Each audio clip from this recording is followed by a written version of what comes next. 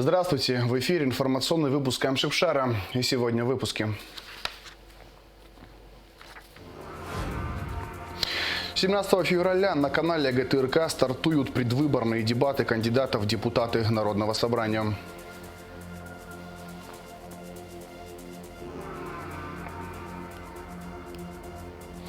В Крыму будет установлен обелиск в память воинов из Абхазии, погибших в Великой Отечественной войне 1941-1945 годов.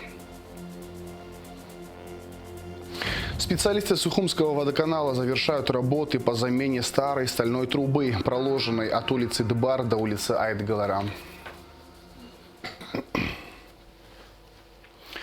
В Абхазию прибыла делегация российских специалистов подрядной организации, которая проводит разработку генеральной схемы газификации республики. С ними встретился премьер-министр Александр Анкваб. В ходе встречи были представлены несколько сценариев газификации Абхазии. Российские коллеги предложили обсудить вопросы энерго- и топливоснабжения на перспективу 15 лет. Александр Анкваб выразил благодарность представителям российской стороны и подтвердил готовность обсуждать реальные проекты, способные качественно влиять на социально-экономическое развитие страны.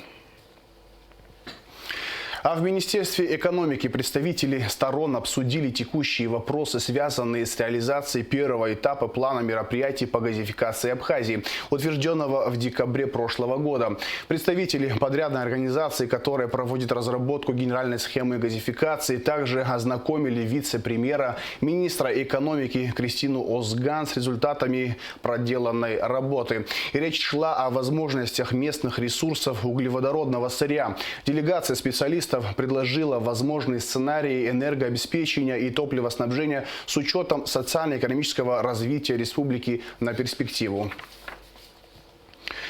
Указом президента Аслана Бжаня министру юстиции Анри Барциц присвоен классный чин государственный советник юстиции второго класса. В Москве прошла встреча главы МИД Абхазии Инала Ардзенба с главным редактором телеканала Russia Today МИА «Россия сегодня» и информационного агентства «Спутник» Маргаритой Симонян. Одной из ключевых тем встречи стало открытие многофункционального медиацентра МИД Абхазии, намеченное на начало весны. Рассматривались инструменты налаживания взаимодействия с ведущими информагентствами России и вопросы укрепления международной информационной политики. Инал Ардзенба также встретился с директором Департамента информации и печати МИД России Марией Захаровой. Обсуждалось сотрудничество в рамках решения задач медиацентра, который будет работать при поддержке Департамента информации и печати МИД России, а также российских информагентств. 17 февраля на канале ГТРК стартуют предвыборные дебаты кандидатов в депутаты Народного собрания. Первыми в них примут участие кандидаты от 11-го Бзыбского и 34-го Ткорчалского округов. Абхазское телевидение предоставляет равные возможности всем кандидатам. Руководство и коллектив слаженно ведут подготовку к предстоящим прямым эфирам. Обо всем подробно в репортаже Шазины Ханагуа.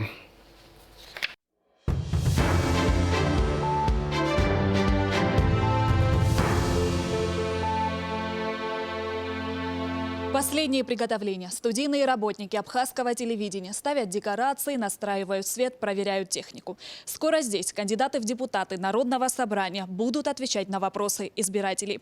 Послушать их внимательно, а затем сделать выводы, чтобы 12 марта отдать свой голос самому достойному. Главное не пропустить эфиры на главном канале страны. Согласно закону о выборах депутатов Народного собрания парламента Республики Абхазия, всем кандидатам в депутаты предоставляется равное бесплатное эфирное время на государственном канале.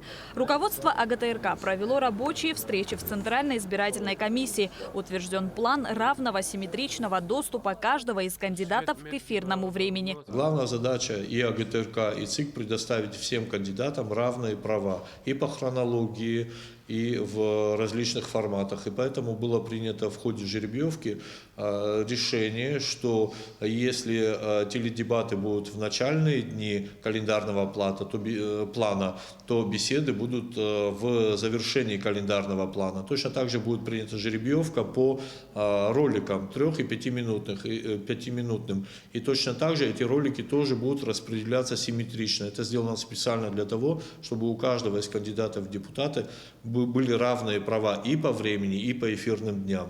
Трансляция предвыборных дебатов на канале АГТРК начнется 17 февраля и завершится 11 марта. Откроют дебаты кандидаты в депутаты от 11-го Бзыбского и 34-го Творчалского округов. Теледебаты пройдут между кандидатами в депутаты, баллотирующимися по одному избирательному округу. Таким образом, во время предвыборной кампании на канале Абхазского телевидения состоится 35 эфиров. Телезрители также могут принять участие в теледебатах, присылая свои вопросы на электронную почту parlament2022tv@gmail.com. Выборка вопросов будет производиться с участием комиссии ЦИК. Это делается для того, чтобы в эфир поступали более разнообразные вопросы, чтобы вопросы не дублировали друг друга. В эфире АГТРК будут указаны контакты почтового ящика, и каждый день в эфире АГТРК будет объявляться о ближайшем эфире, о ближайших округах, по которым будут проходить теледебаты в вечернем эфире. И зрители могут заранее присылать свои вопросы на указанные электронные адреса. Всего телезрителям АГТРК будут представлены 4 формата – дебаты, беседы и видеоролики. Руководство компании совместно с ЦИК определило 18 минут бесплатного эфирного времени, из которых 15 минут выделяется на теледебаты, 3 минуты на агитационные ролики. Теледебаты будут проходить ежедневно в будние дни. Кроме того, всем кандидатам предоставляются равные условия при использовании платного эфирного времени. Одновременно с прямыми эфирами будут обеспечиваться прямые трансляции на сайте АГТРК, YouTube-канале и Facebook. Было принято решение показывать теледебаты только в будние дни. Это связано с тем, что в будние дни плотность эфира намного выше, чем в выходные дни. И опять-таки же, чтобы у всех кандидатов были равные права и попасть в более рейтинговые дни, было принято такое решение. То есть все теледебаты будут проходить с понедельника по пятницу, но ролики могут быть и в рабочие дни, и в выходные дни. Дополнительную информацию кандидаты в депутаты могут получить по телефону 710 14 36. Они могут получить всю информацию о количестве роликов, о хронометраже роликов, о правилах и эфирных днях, и теледебатов, и бесед, и роликах в 3-минутных и 5-минутных, чтобы у кандидатов в депутаты была подробнейшая информация на эту тему, и более того, им могут рассказать о том, по какому сценарному плану будут проходить сами теледебаты. Они могут заранее эту информацию получить у нашего координатора. Время выхода в эфир теледебатов ежедневно в 21:00 после выпуска новостей. Количество теледебатов в день и их продолжительность зависит от числа кандидатов в округах. Шазина Харнагу, Тимур Гугохия, Абхазское телевидение. Итак, 17 февраля в 21:00 начнутся теледебаты с участием кандидатов в Народное собрание от 11-го Бзыбского избирательного округа. На прямой эфир приглашены кандидаты Тимур Бея, Артур Анкваб и Евгений Конжария. Затем начнется прямой эфир с участием кандидатов от 34-го Творчалского округа. На теледебаты приглашены Ромео Черкезия, Абисалом Кварчия, Герман Качарава и Тимур Ткебучава. Напоминаем, что телезрители могут присылать свои вопросы кандидатам на электронную почту. Просьба указывать фамилию кандидата, которому адресован вопрос, и номер округа, по которому он баллотируется. В течение 2021 года сотрудники СГБ и погрануправления ФСБ России в Республике Абхазия задержали более 5000 нарушителей государственной границы Абхазии, сообщается на сайте СГБ. Возбуждено 10 уголовных дел, пресечено более 160 попыток незаконного перемещения через абхазо-грузинскую госграницу товаров и грузов различного назначения. В отношении лиц, причастных к организации и осуществлению нелегальной деятельности, приняты меры правового воздействия в соответствии с законодательством Абхазии. В Крыму будет установлен обелиск в память воинов из Абхазии, погибших в Великой Отечественной войне 1941-1945 годов. Монумент, выполненный из гранита, станет частью большого мемориального комплекса. Реализация данного проекта осуществляется при поддержке правительства Абхазии. Кто автор обелиска и когда состоится его открытие, расскажет Тесс Магуладзе. Обелиск посвящен бойцам из Абхазии, героически погибшим, защищая Крым в годы Великой Отечественной войны 1941-1945 годов. Авторами монумента стали известные абхазские художники Амиран Адлиба и Руслан Габлия. Для них этот проект приобрел особое значение. Нам, с одной стороны, конечно, было и очень ответственно. Это вроде бы история, но недалекая история. Вот со мной был Амиран Адлиба, его дядя, мой дядя, и там погибли.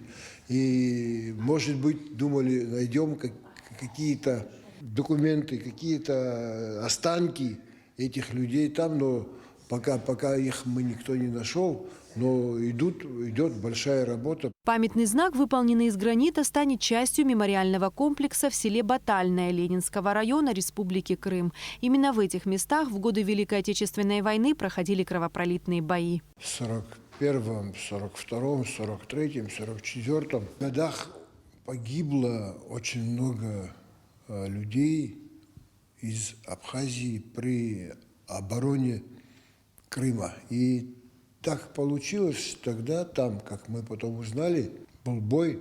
Это все происходило в начале войны. Натиск был настолько сильный из воздуха, из артиллерии, что там же с двух сторон омывается морями. С одной стороны Черное море, с другой стороны Азовское море.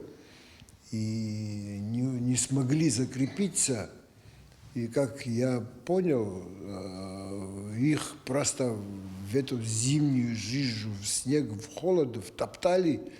Даже никто никого не хоронил. Там полк из Абхазии стоял, который целиком никто не выжил. Как рассказали авторы обелиска, проект уже прошел согласование с властями Республики Крым. Монумент практически готов. Он представляет собой гранитный постамент 1,80 м в высоту с бронзовым щитом и надписями на двух языках – абхазском и русском.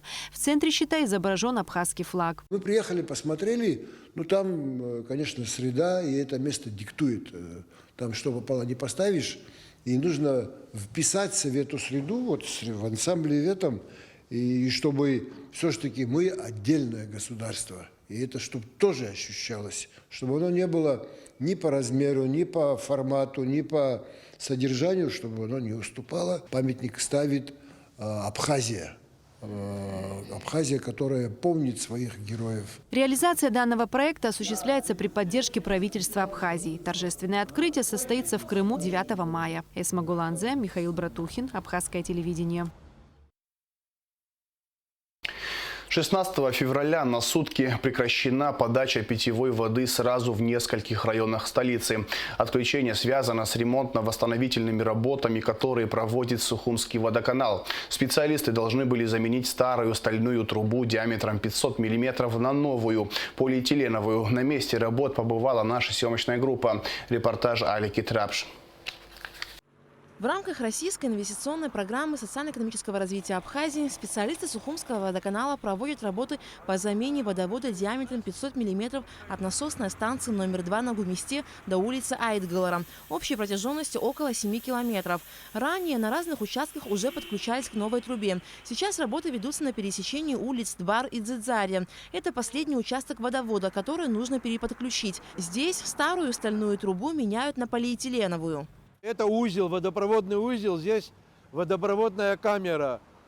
Здесь соседствует и напорный водовод, и разводящий с резервуара водовод. Здесь два колодца. И вот напорную сторону мы сегодня меняем, переподключаем. И участок от моста улицы Бегуа до улицы Айтгалара, Гулия, вот это везде будет уже вода течь по новой трубе. Как сообщил Мирабанквал, параллельно по улице Марухская проводится монтаж дюкера, то есть стального перехода между двумя пластиковыми трубами.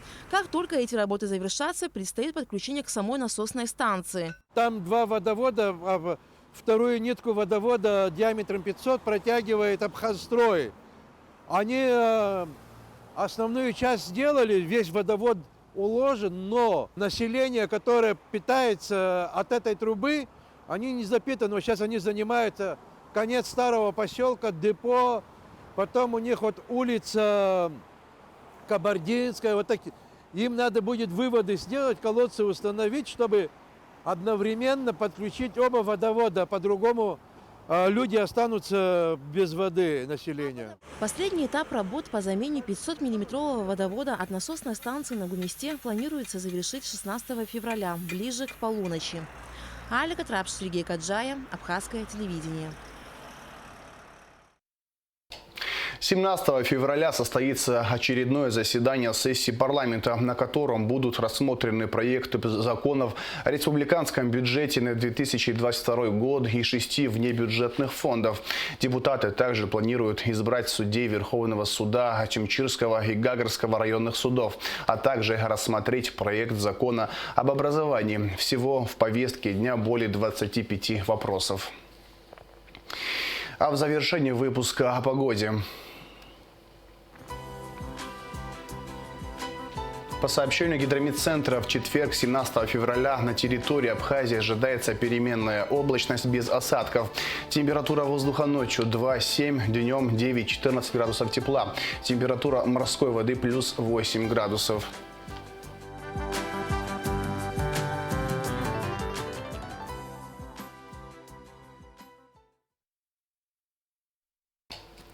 На этом информационный выпуск Амшикшара подошел к концу. Всего хорошего. До свидания.